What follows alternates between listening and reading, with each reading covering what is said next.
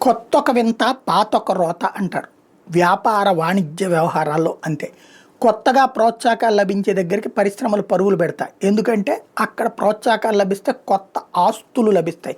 For example ఇప్పుడు టీసీఎస్ల దగ్గర నుంచి ఎవరెవరైతే అత్యంత కీలకమైన సంస్థలు ఉన్నాయో ఆంధ్రాకి ఇప్పుడు ఎందుకు వద్దాం అనుకుంటున్నాయి, 100 కోట్ల రూపాయల విలువైనటువంటి భూమిని ఉచితంగా ఇచ్చేస్తున్నారు. అది కూడా రిజిస్ట్రేషన్ చేసేస్తున్నారు. దీంట్లో కాస్తో కోస్తో సైడ్ అమౌంట్ ఇచ్చుకుంటే సరిపోతుంది. 100 కోట్ల ఆదాయం వస్తుంది.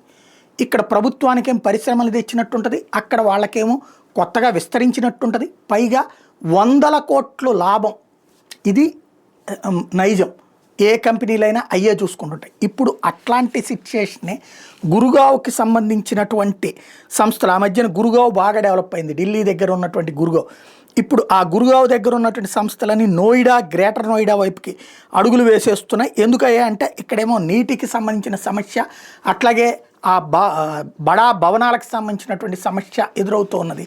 సేమ్ టైం ప్రోత్సాహకాలు తగ్గిపోయినాయి. కొత్తగా నోయిడా దగ్గర, గ్రేటర్ నోయిడా దగ్గర ప్రోత్సాహకాలు పెరిగిపోతున్నాయి.